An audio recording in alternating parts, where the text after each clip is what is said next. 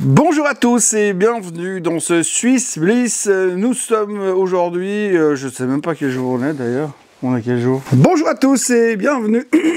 Bonjour à tous et bienvenue dans ce Swiss Bliss. Nous sommes le 23 mars 2024 et les marchés sont toujours en super forme malgré une semaine émaillée par pas mal de news au niveau des banques centrales qui auraient pu, selon l'interprétation qu'on aurait voulu en faire, mettre un petit peu mal à l'aise le marché, mais non, que nenni, nous sommes toujours dans notre optimisme exacerbé, dans notre conviction qu'il n'y a qu'une seule direction, la hausse, et donc ce qui fait que ça se termine plutôt pas mal. Alors c'est pas l'euphorie, hein, bien sûr, mais ça continue de monter gentiment, parce que finalement on ne sait pas trop ce qu'il y aurait comme autre alternative.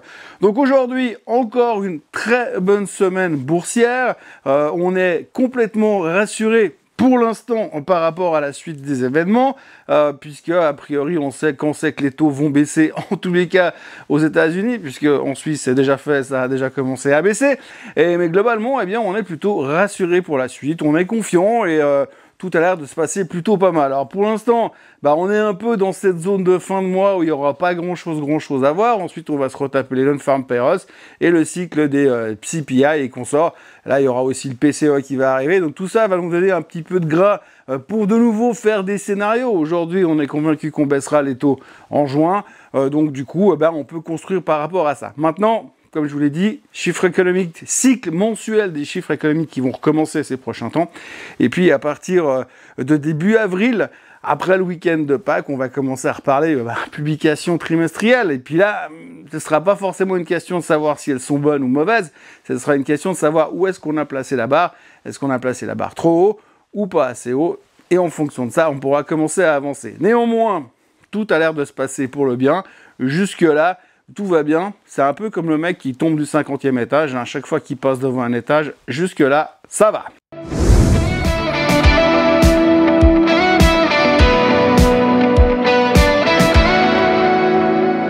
Alors on commence tout de suite avec notre point de situation hebdomadaire habituel. Alors, grosso modo, on va pas non plus perdre de temps sur le sujet de la Fed, je crois qu'on a largement assez abordé le sujet durant tous les morning bulls de la semaine, plus ou moins. Grosso modo, et pour faire simple, les taux n'ont pas changé aux États-Unis.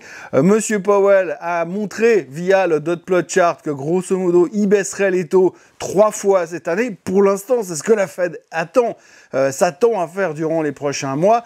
Et puis, les experts en ont tiré des interpolations et en sont arrivés à la conclusion qu'ils baisseront les taux au mois de juin. Ça, c'est pour la Fed. À l'intérieur de ce qu'ils ont déclaré, il y avait quand même 2-3 choses dont il faudra se méfier.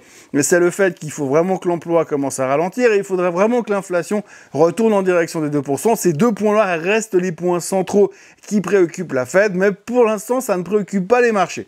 Ça, c'était pour le sujet de la Fed, mais il n'y avait pas que la Fed qui parlait cette semaine, puisque le gros événement de la semaine aura donc été la Banque du Japon qui a passé ses taux, hein, qui a remonté ses taux. Donc pour la première fois depuis 17 ans, il repasse en terrain positif. Alors, dorénavant, le taux directeur de la BOJ s'inscrit entre 0 et 0,1%. C'est pas la folie, hein.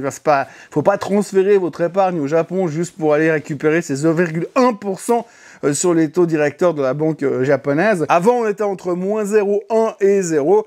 Et là, clairement, on a monté les taux. Donc la banque centrale japonaise passe en terrain positif et ça a été plutôt positif pour le Nikkei. Alors, on peut s'étonner en se disant, mais nous, on est content parce que les taux vont baisser et eux, ils sont contents parce que les taux vont monter. On peut se poser des questions, mais c'est vrai qu'ils sont pas dans la même situation économique que nous. Et pour eux, ça veut aussi dire que cette espèce de marasme économique dans lequel ils sont depuis des années est en train de se nettoyer et de repartir à l'assaut de la hausse. Donc, pas mal d'optimisme de ce côté, du côté du Japon en tous les cas. Dans le reste des banques centrales, on a eu la Banque d'Angleterre qui n'a rien fait, mais qui est prête à baisser les taux quand il sera le moment de le faire. La Banque centrale norvégienne n'a rien fait non plus, mais par contre, notre banque centrale à nous, la Banque nationale suisse, elle, a donc décidé de baisser les taux. Alors, on va dire surprise, pas surprise, certains étaient plutôt convaincus.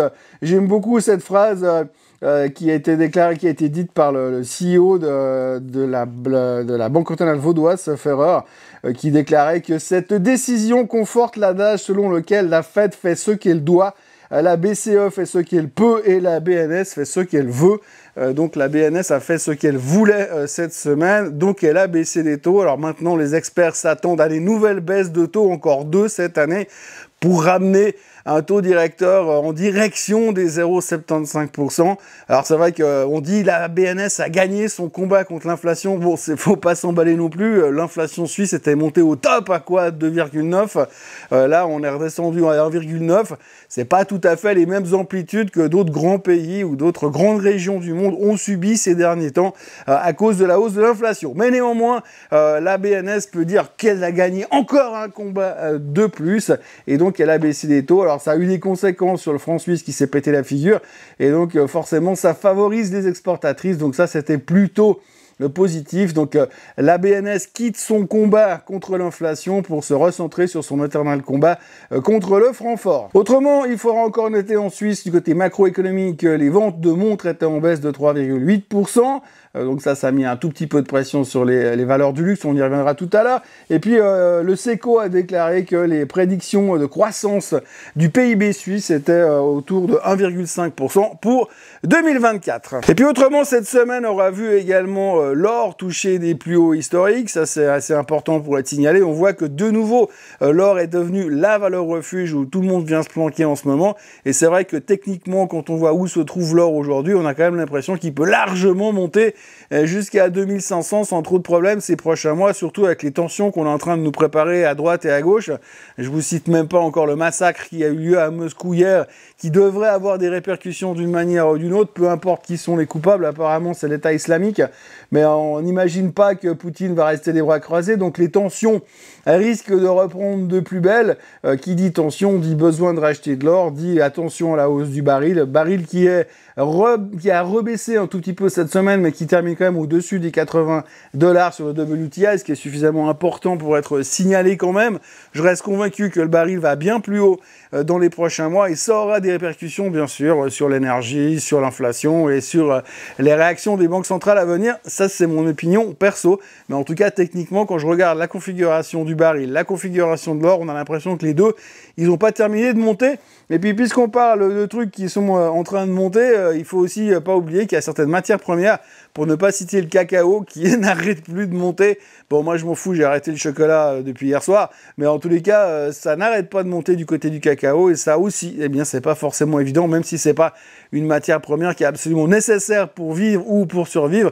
Enfin, pour nous en Suisse, c'est un peu différent, mais c'est clair que ça reste quand même quelque chose d'assez important et c'est spectaculaire en termes de pourcentage, la hausse que le cacao nous a offert ces derniers temps. Autrement, pour le reste, eh bien, aux États-Unis, Nvidia termine la semaine au plus haut de tous les temps. Apple est au plus mal avec ses histoires d'antitrust. Ça, c'est un sujet qu'on abordera encore ces prochains temps, bien évidemment.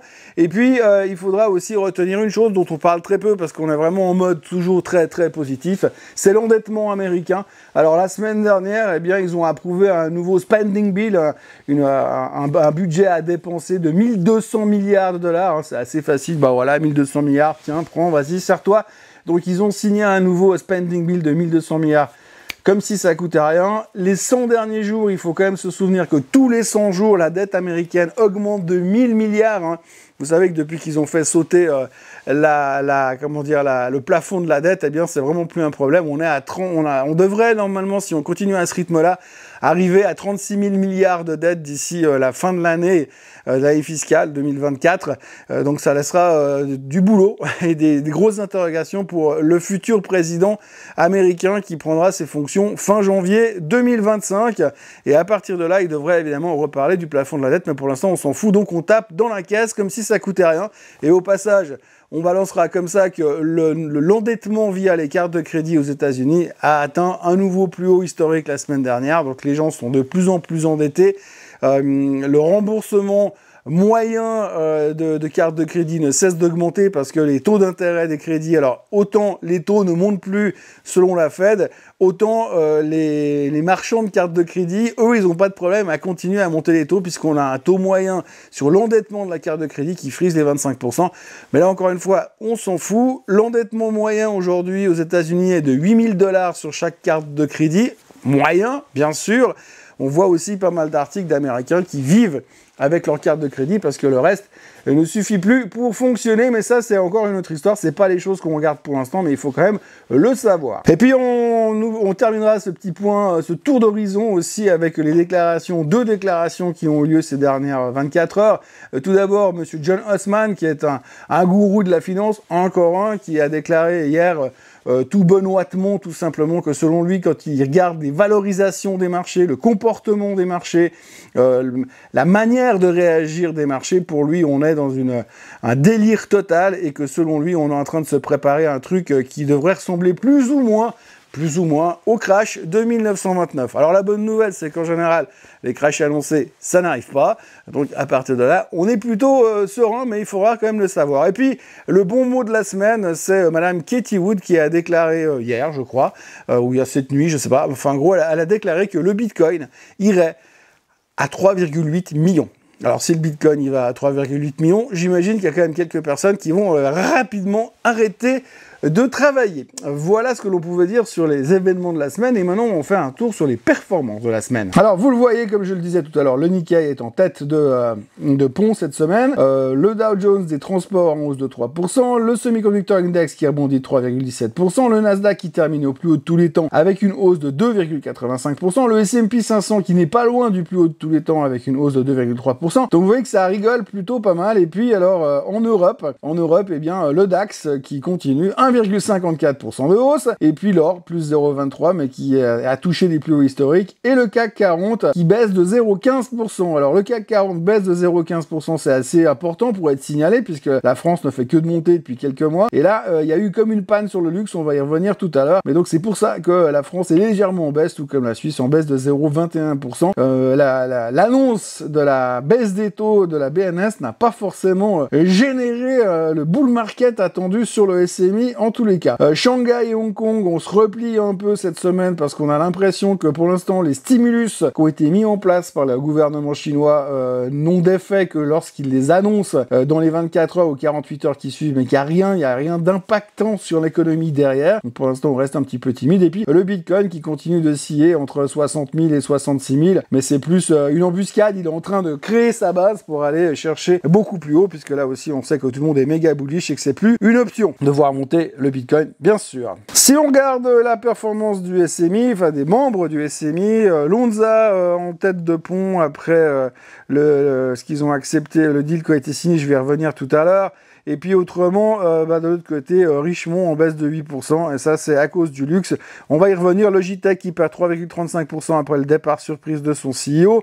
Roche qui perd 2,38% après avoir déjà baissé la semaine dernière à cause de son dividende, mais cette fois il baisse parce que Chugai a foiré un de leurs médicaments, donc ça leur appartient, hein, Chugai, et Chugai a foiré un de ses médicaments, donc résultat, un peu de pression sur Roche également. Et puis pour le reste, c'est plutôt une semaine relativement calme, un peu à l'image du SMI qui aussi paisiblement en baisse de 0,2%. Donc c'est pas une très très grosse semaine sur l'indice, ni sur ses composants d'ailleurs. Ce qui nous amène gentiment à notre point technique de la semaine. Alors ça se passe de commentaires sur le S&P 500, puisque vous voyez qu'on est dans notre canal haussier, que ça monte, et que pour l'instant, tant qu'on ne sort pas de ce canal, il n'y a pas grand-chose à se poser comme question. La seule chose qu'il faudra surveiller quand même, c'est qu'on a notre RSI qui est quand même relativement élevé. Bon, il a déjà été plus élevé, ça ne nous a pas empêché de monter, mais grosso modo, on est quand même en train de se maintenir à des niveaux très très élevés, et à un moment donné, il pourrait y avoir peut-être un ras-le-bol. Puis alors, notre SMI, notre bon vieux SMI, alors on va revenir. On est dans notre canal haussier, hein, donc ça n'a pas changé évidemment depuis la semaine dernière. Notre grand canal haussier est toujours vivant. Et puis nous on essaie de décoller gentiment. Pour l'instant c'est difficile, hein. Vous voyez qu'on a eu une semaine dernière qui était pourrie, puis maintenant on essaie de faire quelque chose, mais ça merdouille, et même les annonces de la BNS, comme je le disais tout à l'heure, n'ont pas forcément généré un engouement délirant sur le SMI. Donc c'est une semaine qui a pas fait grand chose, hein. En haut, en bas, puis finalement on termine plus ou moins là où on avait commencé. Donc petite semaine sur le SMI. Ce qu'il faut retenir, c'est que on est quand même bien établi en dessus de notre moyenne mobile des 50 jours en vert ici. et de notre moyenne mobile des 200 jours qui est là. Donc on voit qu'il y a un écartement, ce qui est plutôt bullish, parce que là on a eu bien sûr notre Golden Cross sur le SMI il y a quelques temps, donc plutôt optimiste pour l'instant, mais optimiste tranquille, hein, perte famille quand même. Alors vous voyez le CAC, alors le CAC, comme je vous l'ai dit, pour la première fois depuis quelques temps, on est en baisse. On voit qu'on est en train de, excusez-moi du terme, on est en train de merdouiller là en fait à 8150, ça devient compliqué de sortir dans une direction ou dans un autre. Alors la bonne nouvelle là aussi, c'est que la moyenne mobile des 50 jours et des 200 jours, elle pointe vers la hausse, donc ça va. Par contre, alors regardez les indices de surachat, alors là clairement, on arrive à des niveaux où chaque fois qu'on est allé par là, vous voyez, ça correspond à ce pic là, on a une petite correction derrière. Et donc là, on pourrait logiquement s'attendre aussi à avoir une petite correction derrière et qu'un retour sur la moyenne, dans un premier temps, sur la moyenne mobile des 50 jours, ça ferait de mal à personne, vu le niveau de surachat et le niveau d'engouement général dans lequel nous sommes à l'heure actuelle. Le Nasdaq qui termine au plus haut historique et qui réintègre, enfin on va dire, qui essaye, ouais, difficile à dire, mais le Nasdaq essaie de réintégrer cette tendance haussière qu'on peut aller ajuster, ouais, voilà. On va dire ça. Le Nasdaq est donc dans sa tendance haussière. On termine à ces niveaux-là au plus haut de tous les temps sur le Nasdaq. Hein. La clôture, en tout cas la clôture ici est au plus haut de tous les temps. Donc ça c'est plutôt une bonne nouvelle. Et notre ami le SOX qui a plus ou moins le même type de comportement. Alors notre ami le SOX, il est bien évidemment drivé par les mouvements des semi-conducteurs. Alors la semaine dernière, on a eu des événements assez particuliers sur Micron qui a annoncé qu'ils allaient vraiment bénéficier à fond de l'intelligence artificielle, hein, c'est une surprise pour personne, mais voilà, donc le titre a explosé, donc ça a bien aidé le SOX, et puis Nvidia qui termine au plus haut de tous les temps, également en fin de semaine. Alors là, je crois qu'il y a eu un upgrade récemment qui a été fait par l'UBS, c'est pour ça que ça a généré le petit push à la hausse en fin de semaine, mais vous voyez que Nvidia revient au plus haut de tous les temps, malgré ces quelques hésitations dans lesquelles nous étions depuis quelques jours, nous sommes toujours. Idéalement, il faudrait qu'on arrive à redépasser ces niveaux plus hauts historiques, à quasiment aller passer au-dessus des 1000 pour qu'on puisse commencer à rigoler vraiment sur Nvidia, parce que tout le monde est évidemment méga bullish sur le sujet de l'intelligence artificielle, et on l'a vu encore cette semaine, ça marche très très bien en termes de motivation sur les indices. Vous voyez l'or qui est allé chercher ses plus hauts historiques à 2222 ici. Vous voyez le pétrole qui est dans un canal haussier ascendant sans trop de problèmes pour l'instant. Gros support sur la zone des 78, peut-être qu'on va revenir faire un truc comme ça, mais pour moi, comme je vous l'ai dit, la suite est en haut. Et puis le Bitcoin de Madame Katie Wood qui devrait remonter à 3,8 millions. Alors, malheureusement, je sais pas si sur mon chart, on arrive. Non, on n'arrive pas, je sais pas, certainement, mais ça veut plus rien dire. Voilà, 9,4, voilà. Donc le target de Madame Katie Wood, si on le prend sur le Bitcoin, c'est juste pour rire. Hein. Si on prend aujourd'hui 60 000 balles, à peu de choses près, c'est impossible à pointer. La 60 000, bam, 3,8 millions, ça nous fait monter jusque là. Voilà, 6500% de hausse attendue sur le Bitcoin. Alors je vous laisse aller vendre l'appareil dentaire du petit pour pouvoir acheter du Bitcoin pour ces prochaines années. Par contre, je ne crois pas qu'elle ait précisé une notion de temps. On espère que ce sera d'ici les 15 prochains jours. Comme ça, au moins, ça nous occupera un petit peu. Dans les vedettes de la semaine, je vous montrerai pas le chart parce que ça sert à rien. De toute façon, on citera Meyer Burger qui a obtenu son autorisation pour l'augmentation de capital. Donc le titre rebondissait, mais en fait, quand on rebondit de nulle part, qu'on est posé sur le sol, c'est pas non plus hyper spectaculaire. Mais il faut quand même noter que Meyer Burger a obtenu son autorisation de faire son augmentation de capital, donc de l'espoir au niveau des panneaux solaires quand même, un tout petit peu, mais de l'espoir quand même. Lonza a annoncé qu'il rachetait alors le site de production de traitement biologique de Roche aux États-Unis, en Californie, pour 1,2 milliard de dollars.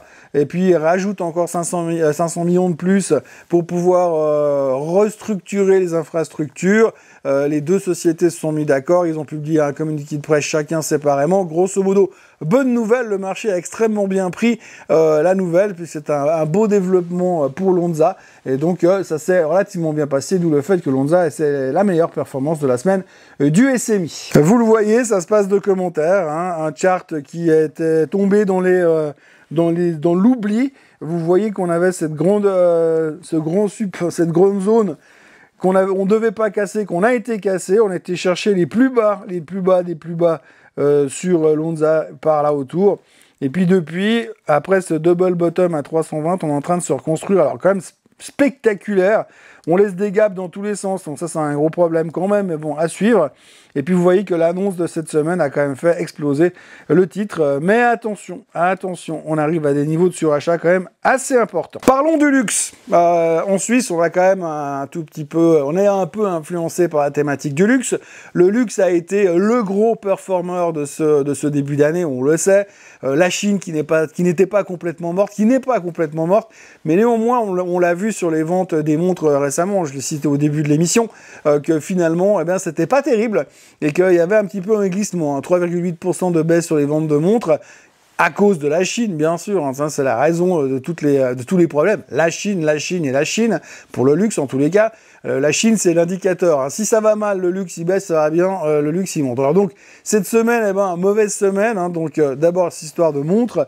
Deuxièmement, le profit warning de Kering. On en a parlé cette semaine. Alors, le profit warning de Kering, c'est assez monstrueux. Hein. Ils ont quand même annoncé une baisse du chiffre d'affaires qui risque d'être spectaculaire. On parle de 10% de baisse du chiffre d'affaires, 20% de baisse chez Gucci. Gucci qui représente 50% du chiffre d'affaires de Kering.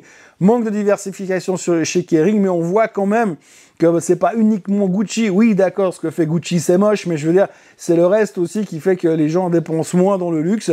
Et surtout les Chinois, oui, encore eux, c'est de leur faute. Eh bien, ça a mis la pression sur, bien évidemment, tout le secteur. Alors, en fin de semaine, il y a eu des déclarations positives de la part de Nick Hayek pour le développement de Swatch, qui a un peu sauvé la mise, entre guillemets. Mais l'un dans l'autre, c'était une sale semaine sur le luxe en général. Donc, évidemment, Richemont est au fond du bac sur les performances du SMI, et Swatch n'est pas loin non plus. Alors, Richemont, voilà Richemont. Donc, ça se passe de commentaires, hein, vous voyez la semaine. Quand je vois ce que Richemont nous fait depuis les 150 balles pour revenir sur les 134, et que je vois que l'annonce est venue en milieu de semaine, l'annonce de Kering entre autres, j'ai l'impression quand même, par moment, qu'il y a des gens qui doivent être mieux informés que les autres. Enfin bref, Richemont est revenu se poser sur la moyenne mobile des 50 jours, c'est ce qu'il faudra surveiller ces prochains temps. On voit que ça a bien calmé les RSI, on a l'impression qu'elle pourrait presque aller quand même là en bas, chercher les 126 sur la moyenne des 200 pour retrouver un peu d'énergie et remonter ensuite par la suite. Voilà, il n'y a pas de problème fondamental. Et Richemont n'a pas fait de profit warning contrairement à Kering, mais voilà, elle a un peu comment dire, pêché parce qu'elle fait partie du même secteur. Elle a profité des rebonds ces derniers temps dans la même thématique, pardon. Donc il n'y a pas de raison qu'elle ne prenne pas une claque quand les autres prennent une claque. Alors Swatch, bon Swatch, ils ont quand même moins profité du rebond du secteur du luxe, mais ils ont quand même pris avec les autres l'autre jour quand ça a baissé. Hein. Donc vous voyez que pour l'instant, le graphe de Swatch, il ressemble à rien. La seule chose de positive pour l'instant, c'est qu'on consolide sur ce niveau-là, sur les 200. Mais pour l'instant, tant qu'il n'y a pas un réveil pour construire quelque chose dans ce sens-là, et avec l'impression que les deux moyennes mobiles ont changé d'orientation, j'ai l'impression qu'il ne faut pas non plus se précipiter sur la thématique de Swatch. Et puis alors, juste pour la bonne bouche, alors vous voyez aussi, il faut comparer ce qui est comparable. Hein. Là, vous avez Kering qui se fait démonter, évidemment sur l'annonce de l'autre jour. Ça, dans le trou ici est évidemment spectaculaire, on revient au plus bas, des plus bas, des plus bas. Ce qu'il faut quand même retenir, c'est qu'effectivement, ça a fait du mal au luxe la semaine dernière, mais que Kering est extrêmement centré sur Gucci, on l'a dit, hein, c'est 50% de leurs revenus, donc ça reste quand même vachement plus exposé que notre maître à tous, qui eux sont beaucoup moins exposés sur une seule marque, LVMH, qui eux ont baissé soit, bien évidemment, en sympathie, mais globalement qui s'en sortent beaucoup mieux que les autres par rapport à un Kering. Donc il faudra aussi faire attention à ce genre de choses. Et vous voyez qu'Hermès, au contraire, eux, ils n'ont même pas baissé, ou pratiquement pas baissé. Pourtant, eux, ils sont quand même vachement exposés sur leur propre marque aussi. Mais enfin voilà, donc tout ce qu'il faut retenir, c'est que Hermès est quand même vachement haut aussi, hein, vous le voyez, que les RSI sont super élevés également. Franchement, si les prochains jours Hermès baissait un petit peu, ça ferait de mal à personne, à mon sens. Vous avez vu que la semaine dernière, il y a eu une IPO qui a fait beaucoup parler d'elle aux États-Unis, c'était l'IPO de Reddit, qui a littéralement explosé lors du premier jour de trading et qui remet un peu sur la table le fait que le retour des IPO, c'est génial. Alors c'est à double tranchant, on dit qu'on est très haut, on dit que les valorisations sont étendues, on commence à nous sortir des IPO toutes complètement débiles, plus débiles les unes que les autres, avec des boîtes qui perdent du fric comme Reddit, et elles explosent quand même. C'est aussi des signaux d'alarme. Enfin, pour l'instant, comme je vous l'ai dit, on préfère voir le verre à moitié plein, les bonnes nouvelles, plutôt que les choses qui sont un peu dangereuses. Moi, je suis aussi là pour vous les montrer aussi, les choses qui sont un peu méfiantes. Néanmoins, IPO de Reddit, gros succès, mais en Suisse, on a aussi eu une autre IPO qui a eu un gros succès, Galderma, qui est une boîte qui fait donc des soins pour la peau, hein. Je connaissais pas, pour être très franc, et grosso modo offre de 2 milliards de francs suisses, avec un gros flottant sur la bourse suisse, et puis l'action a pris 18% pour le premier jour de trading, donc voilà, c'est assez intéressant à signaler. Donc ça s'est bien passé pour le premier jour de trading de Galderma, nouvelle IPO sur le marché suisse, il va falloir se souvenir de ce nom-là. Dans les autres histoires de la semaine, vous le voyez sur le graphique ici, c'est Logitech qui a annoncé à la surprise générale le départ de son CFO. Donc au général, quand le gars qui s'occupe de l'argent s'en va, c'est jamais très bien pris. D'ailleurs, le titre en a pris pour ses frais. Grosse correction durant la semaine, mais à noter quand même que l'un dans l'autre, on revient plutôt à la hausse. Il faut noter que ces derniers temps, on avait eu 2-3 upgrades sur Logitech. Et donc l'un dans l'autre, on va dire qu'on n'est pas complètement déçu par le départ de ce CFO et que l'avenir est plutôt positif. Alors il faudra faire attention parce que Logitech, on voit qu'elle est quand même relativement forte avec une bonne nouvelle comme ça. Donc elle devrait probablement continuer à traiter là-dedans. Et puis il faudra surveiller la zone des 84 pour quand elle risque de partir à la hausse. Parce que là, le jour où Logitech démarre à la hausse, on la connaît, quand elle veut y aller, elle y va. Et puis, ça reste une tech, hein. Il suffirait juste qu'ils lancent un truc lié à l'intelligence artificielle. Ouh, on ne sait pas ce qui pourrait se passer. Le bon rush qui continue sa lente dépression nerveuse. On est revenu sur les points bas de 225. Hein, ça veut pas. On a l'impression que chaque fois que ça essaie de remonter, le titre repart à la casse. Donc là, je vous l'ai dit, hein, il y a une boîte qui leur appartient, Chugai, leur partenaire, qui a foiré un médicament. Donc du coup, bah voilà, ça a tapé sur Rush, plus le dividende de la semaine dernière. On est revenu sur les points bas. Il faudra quand même surveiller, hein, parce que si on casse encore une fois les 225, on ne sait pas jusqu'où ça va baisser. Mais là aussi, on aimerait bien qu'un jour ou l'autre, Rush commence à revenir. Alors on sait que Rush est très cyclique, que par moment c'est la vedette, et puis par moment bah, c'est la dépression totale. Mais bah, pour l'instant, ça commence à durer un petit peu. Mais vous voyez qu'il y a quand même eu des périodes dans le passé où on a vécu ce genre de comportement. Là, typiquement, c'est en 2014, entre 2014 et 2018, où on a une boîte qui fout plus rien, avant tout d'un coup de se réveiller et de repartir fortement à la hausse. Il faut noter qu'on est sur les bas, hein, les bas du bon rush. Là aussi, quand on a redémarré, on était sur les mêmes niveaux, à peu de choses près, 225. Hein, vous voyez la coïncidence quand même. Non, là, c'était 225. On a été chercher les plus bas autour des 210, et c'était reparti à ce moment-là. Il faut pas oublier non plus que bah, tout le monde a fait ses downgrades sur rush. Il y a plus personne qui est vraiment sur Strong Buy, et on attend tous les résultats des dernières restructurations, ce qui fait que le jour où ça commencera à porter ses fruits, et je reste convaincu que ça portera ses fruits, on risque de repartir dans un cycle haussier. Et je termine avec le chart de Novartis, parce que je vous ai répété 287 fois qu'il fallait surveiller ce canal latéral dans lequel nous sommes et essayer de le traiter.